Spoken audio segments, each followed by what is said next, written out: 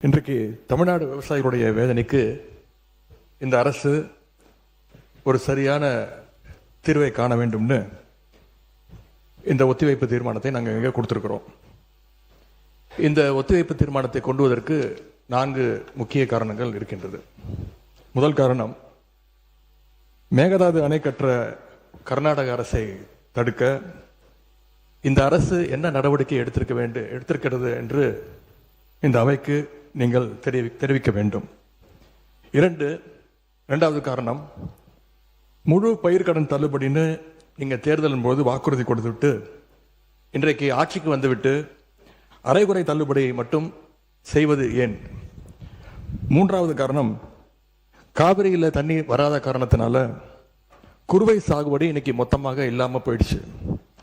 இதற்கு தகுந்த நிவாரண தொகையை எப்பொழுது இந்த அரசு விவசாயிகளுக்கு கொடுக்க போகின்றது? நான்காவது காரணம், டெல்டா மாவட்டங்களை வறட்சி பாதிக்கப்பட்ட மாவட்டங்களாக அறிவித்து அங்கே இருக்கக்கூடிய விவசாயிகளுக்கு உரிய நிவாரணத்தை இந்த அரசு கொடுக்க வேண்டும். முதல்ல மேகதாது பிரச்சனையில் இருந்து என்னுடைய உரையை நான் துவங்குகின்றேன். தாவேக அரசு அமைஞ்சதிலிருந்து மேகதாது அணை கட்டுறதில் இதுவரை காட்டாத ஒரு வேகத்தையும் தீவிரத்தையும் இன்றைக்கு கர்நாடக அரசு காட்டி வருகின்றது. மேகதாது விஷயத்தில் ஒரு முறை மட்டும் பிரதமர்கிட்ட நம்முடைய முதலமைச்சர் அவர்கள் கோரிக்கை வச்சார். அடுத்து மேகதாது பிரச்சனையில இருந்து இந்த பேரவையில் ஜூன் 19 அன்னைக்கு இந்த அரசு ஒரு தீர்மானத்தையும் கொண்டு வந்தது. ஆனால் அந்த தீர்மானம் மட்டும் நிறைவேற்றினா போதாது, அனைத்து கட்சி தலைவர்களோடு சேர்ந்து டெல்லிக்கு செல்ல வேண்டும் என்று எங்களுடைய கழக தலைவர்கள் சொன்ன ஆலோசனையும் நான் இந்த அவையிலே பதிய வைத்திருக்கின்றேன். அப்பொழுதுதான் நாம் அனைவரும் இந்த விஷயத்தில் ஒற்றுமையாக இருக்கிறோம் என்பதையும் நாம் அவர்களுக்கு சொல்ல முடியும். இந்த இடைப்பட்ட காலத்தில் நாங்கள் சொன்னதையும் இந்த அரசு செய்யவில்லை.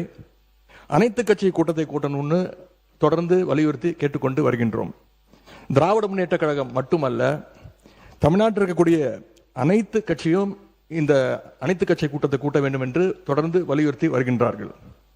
ஏன் கேட்டுக்கிறோம்னா, கர்நாடக முதலமைச்சரும் அந்த அரசும் மேகதாது விஷயத்தில் மிகவும் தீவிரமாக செயல்பட்டு வருகின்றார்கள். ஜூன் 11 ஒன்றிய நிதியமைச்சர் திருமதி நிர்மலா சீதாராமனை கர்நாடக முதலமைச்சர் அவர்கள் நேரில் பார்த்து மேகதாது அணை கட்டுவதற்கு நிதியுதவி வேண்டும் என்று கோரிக்கை வச்சிருக்கிறார். ஜூன் 12 ஒன்றிய ஜல்சக்தி துறை அமைச்சர் திரு CR பட்டீல் அவர்களை நேரில் பார்த்து மேகதாது திட்டத்திற்கு நீங்கள் ஒப்புதல் அளிக்க வேண்டும் என்று கோரிக்கை வச்சிருக்கிறார்.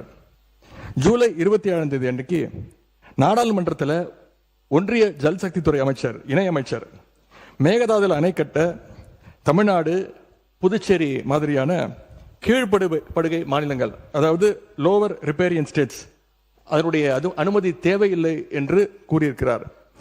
அதே நாள் ஜூலை 27 டெல்லியில் கர்நாடகத்தைச் சேர்ந்த அனைத்து கட்சி எம்பிக்கள் கூட்டத்தை கர்நாடக முதலமைச்சர் அவர்கள் நடத்தியிருக்கிறார். கர்நாடக அமைச்சர் திரு ராமலிங்க ரெட்டி, கர்நாடக அரசுடைய டெல்லி பிரதிநிதி, கர்நாடக அரசுடைய தலைமை வழக்கறிஞர், மூத்த அதிகாரிகள் எல்லாரும் கூட சேர்ந்து மேகதாது சம்பந்தமாக அந்த மாநில முதலமைச்சர் ஆய்வுக் கூட்டத்தையும் நடத்தியிருக்கிறார்.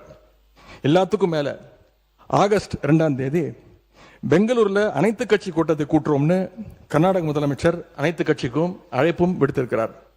திரு சீதாராமையா, திரு பசவராஜ் பொம்மையா, திரு எடியூரப்பா, திரு குமாரசாமி, திரு வீரப்ப மொய்லி என 5 முன்னாள் முதலமைச்சர்கள் உட்பட அந்த முக்கியமான கூட்டத்தில் முக்கியமான தலைவர்கள் அனைவரும் அந்த கூட்டத்தில் கலந்து கொண்டிருக்கிறாங்க.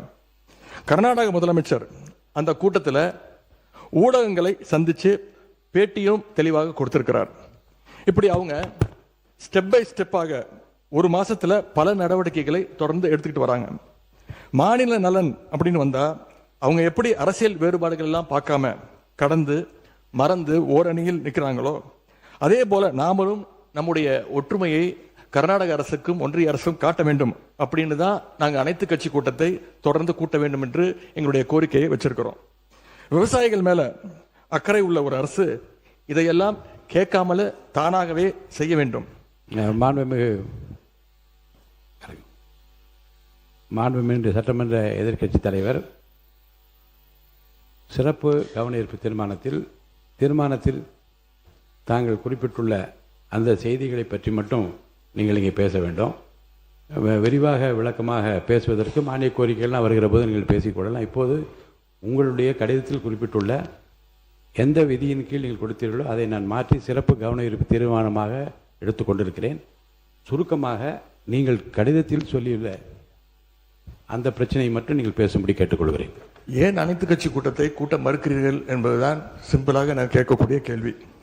நாம தொடர்ந்து அழுத்தம் கொடுத்த பிறகு இப்பொழுது ஜூலை 28ஆம் தேதி அன்னைக்கு பிரதமருக்கு 2வது கடிதத்தை நம்முடைய முதலமைச்சர்கள் எழுதியிருக்கிறார். எங்களுடைய தலைவர் முதலமைச்சராக இருந்தப்போ தமிழ்நாட்டுடைய பிரச்சனைகளுக்காக கடிதங்கள் எழுதினதை விமர்சித்து இப்போ இங்க இருக்கக்கூடிய முதலமைச்சர் அவர்கள் என்னென்ன பேசியிருக்கிறார் என்பதை இங்கே கொஞ்சம் ரீவைண்ட் செய்து நீங்கள் பார்க்க வேண்டும். முதலமைச்சர் பேச்சதான் இங்கே நான் அவை குறிப்பில் குறிப்பிட விரும்புகிறேன். அதை நீக்க மாட்டீங்க அப்படின்னு நான் நம்புறேன். ஸ்டாலின் அவர்கள் அப்பப்போ எந்திரிச்சு கடிதம் எழுதிட்டு தூங்க போயிடுவாரு, அவ்வளவுதான். அது அப்படியே கிடக்கும். மானே தேனே பொன்மானே இப்படி கடிதம் எழுதுறது எல்லாம் இனிமே வேலைக்கு ஆகாது. நான் திரும்ப ஏற்கனவே சொல்லிட்டேன். அப்புறம் நீங்கள் பேசியதை அவை குறிப்பில் நீக்க வேண்டியது வரும். நீங்கள் கொடுத்திருக்கிற விதியை நான் சிறப்பு கவன ஈர்ப்பு தீர்மானமாக எடுத்துக்கொண்டிருக்கிறேன். நீங்கள் கொடுத்து தான் பேச வேண்டும். அதெல்லாம் பேசுவதற்கு உங்களுக்கு மானிய கோரிக்கைகள் வருகிறது. மற்ற சமயத்தில் இப்போது அதை அனுமதிக்க இயலாது. கவன ஈர்ப்பில் விதிகளின்படி எந்த பொருள் குறித்து நீங்கள் கவன ஈர்ப்பு கொடுத்து சிறப்பு கவன ஈர்ப்பு கொடுத்திருக்கீங்க அதை குறித்து மட்டும்தான் பேச வேண்டும். மீதி விஷயங்களை பேசுவதற்கு நான் அனுமதிக்க மாட்டேன்.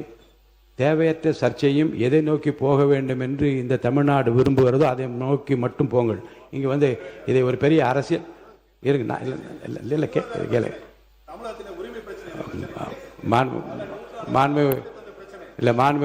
முன்னாள் முதலமைச்சருக்கும் தெரியும் இந்த ஜீவாதார பிரச்சனையை எப்படி கையாளுவது என்பதை பற்றி மாநில அரசுக்கும் தெரியும். இங்கே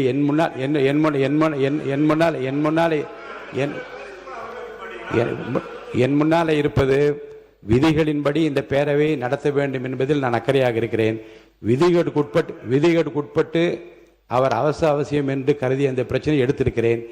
அவர் கொடுத்திருக்கிற இந்த கவன ஈர்ப்பு தீர்மானத்தில் என்ன குறிப்பிட்டிருக்கிறாரோ அந்த கருத்துக்களை சாதாரணமாக மரபு என்ன என்றால் அதை படித்துவிட்டு இந்த பிரச்சனையை உங்கள் கவனத்திற்கு கொண்டு வந்து கவனத்தை ஈர்க்கிறேன் என்று அமர்வதுதான் சரி. ஆனால் இதில் நான் பிரச்சனையின் தீவிரம் கருதி நான் அவரை பேச அனுமதித்திருக்கிறேன். மேற்கொண்டு பிரச்சனையை அரசியல் நோக்கத்தில் கொண்டு செல்லாமல் இதில் நீங்கள் குறிப்பிட்டுள்ள இந்த பிரச்சனையை பற்றி மட்டும் படித்துவிட்டு அமருமாறு கேட்டுக்கொள்கிறேன். இல்லை இருங்க, நீங்கள் இருங்க. மாண்பு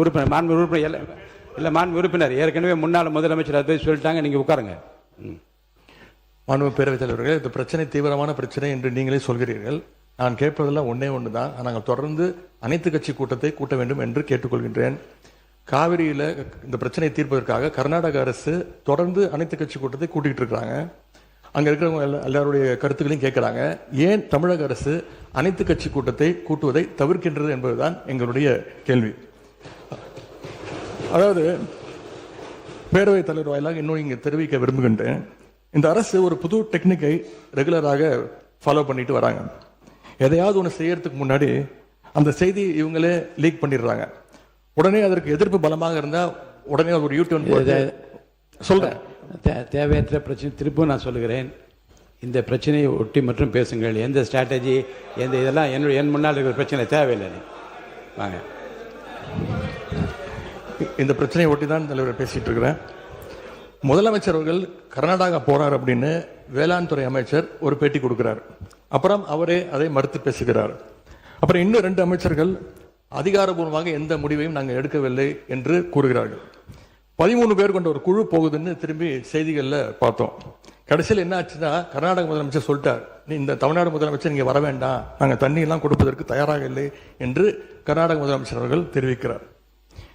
அவர் சொன்னது உண்மையா இல்லையா என்றால் முன்னவர் மாண்பு பேரவைத் தலைவர் அவர்களே, மாண்பு எதிர்க்கட்சி தலைவர்கள் தாங்கள் குறிப்பிட்டதை மறந்து ஒவ்வொன்றாக அவர்கள் பேசிக் கொண்டிருப்பது என்பது மரபின் அடிப்படையில் சரியாக இல்லை.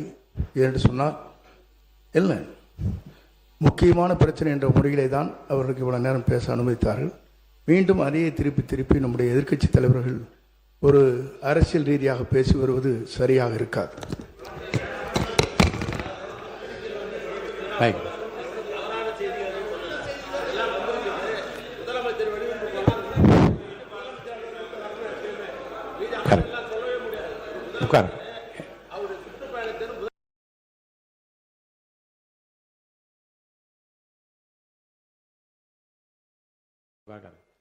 மாண்பு எதிர்க்கட்சி தலைவர்களுக்கு மீண்டும் சொல்கிறேன், சுருக்கமாக அரசின் கவனத்தை ஈர்த்து அமர்வதுதான் மரபும் விதியும்.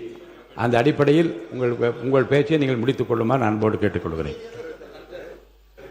தவறாக எதுவும் பேசவில்லை. இல்லை, தவறு சரி. அனைத்து கட்சி கூட்டத்தை கூட்டப் போகிறீர்களா இல்லையா, எப்பொழுது கூட்டப் போகிறீர்கள்? இன்னொன்று, கர்நாடக முதலமைச்சர் சொல்றாரு, முதலமைச்சர் இங்கே வர தேவையில்லை, தமிழ்நாடு முதலமைச்சர் இங்கே வர தேவையில்லை, தண்ணி நாங்கள் கொடுக்க முடியாது, தண்ணி இல்லை அப்படின்னு கர்நாடக முதலமைச்சர் சொல்லியிருக்கிறார். இதையெல்லாம் கேட்டுதான் நான் தெளிவுபட விரும்புகின்றேன். தமிழக முதலமைச்சர் கர்நாடகா செல்வதாக இருந்தாரா? அப்படி இருந்தால் ஏன் செல்லவில்லை? இப்பொழுது உங்களுடைய நிலை என்ன என்பதுதான் என்னுடைய கேள்வி. இரண்டாவது பிரச்சனை, பயிர்க்கடன் தள்ளுபடி பற்றி பேச விரும்புகின்றேன். தேர்தல் வாக்குறுதியில் நீங்கள் கொடுத்த வாக்குறுதி முழு பயிர்க்கடன். நான் இதெல்லாம் அனுமதிப்பதாக இல்லை. உங்களுடைய 56 விதியின் கீழ் கொடுத்திருக்கிற கடிதத்தில் ஒட்டி நீங்கள் நிறைய சொல்லிவிட்டீர்கள். நான் உறுப்பினர்கள் பேச வேண்டும். கவனத்தை ஈர்க்கின்ற அந்த நேரம் முடிந்து விட்டது. நான் அடுத்த உறுப்பினரை பேச அழைப்பேன். எட்டிங்க வேண்டாங்க, நான் என்ன சொல்ல, நீங்கள் பாருங்க, உங்களுக்கு பேசுவதற்கு மாண்புமிகு எதிர்க்கட்சி தலைவருக்கும் மாண்புமிகு எதிர்க்கட்சிகளுக்கும் பேசுவதற்கு நிறைய அவகாசம் வேறு வேறு மானிய கோரிக்கைகள் வருகிறது. அப்போ நீங்கள் விரிவாக விளக்கமாக நீங்கள் பேசுங்க, பதில் சொல்வதற்கு அமைச்சத்தை இந்த ஒரு முடிங்க. ரெண்டாவது, இந்த பயிர்க்கடன் தள்ளுபடி நீங்க தேர்தல் வாக்குறுதி கொடுத்திருக்கிறீங்க, முழு பயிர்க்கடன் தள்ளுபடி அப்படின்னு. மாண்புமிகு பேரவைத் தலைவர் அவர்களே, மாண்புமிகு எதிர்க்கட்சி தலைவர்கள் கொடுக்கின்ற சிறப்பு கவன ஈர்ப்பு தீர்மானத்தில் அது இடம்பெற்றிருக்கிறதா என்பதை அறிய விரும்புகிறேன். போதும்.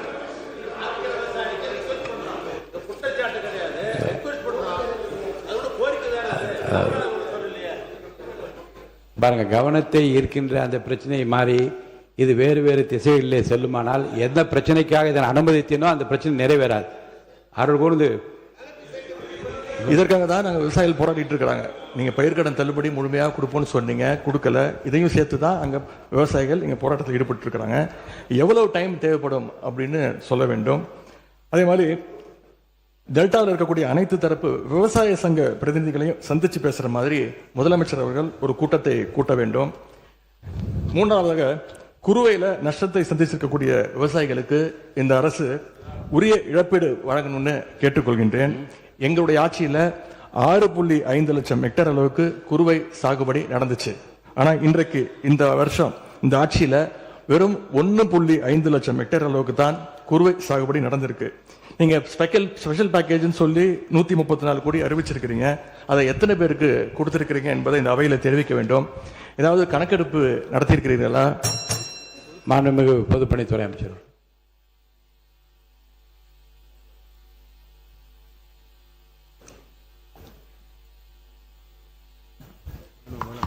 மாண்புமிகு முதலமைச்சர் அவர்கள்.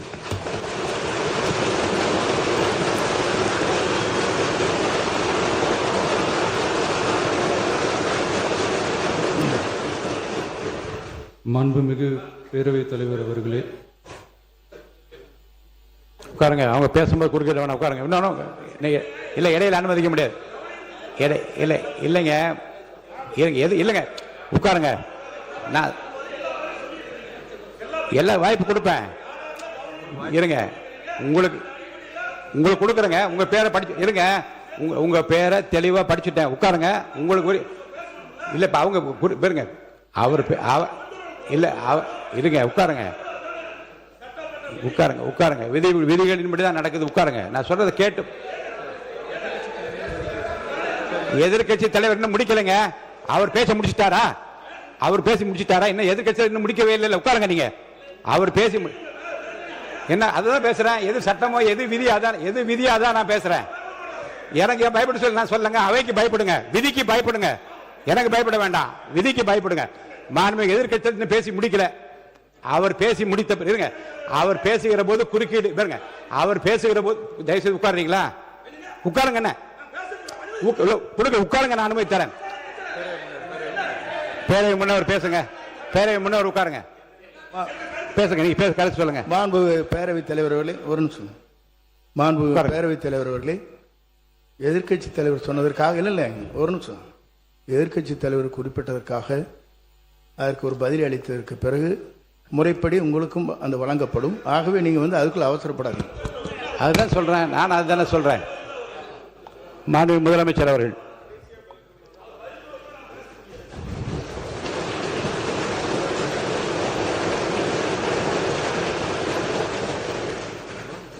மாண்புமிகு பேரவைத் தலைவர் அவர்களே, காவிரி விவகாரத்தில் எதிர்கட்சி சில விவரங்களை கேட்டிருக்கிறாங்க. காவிரி நமக்கு உயிர் ஆதாரம், நம்மளோட உணர்வு ரீதியான ஒன்று.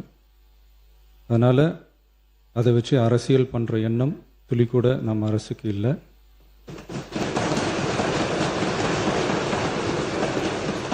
அதுக்கான அவசியமும் இல்லை. மேகதாது விவகாரத்தில் நாம் எல்லாரும்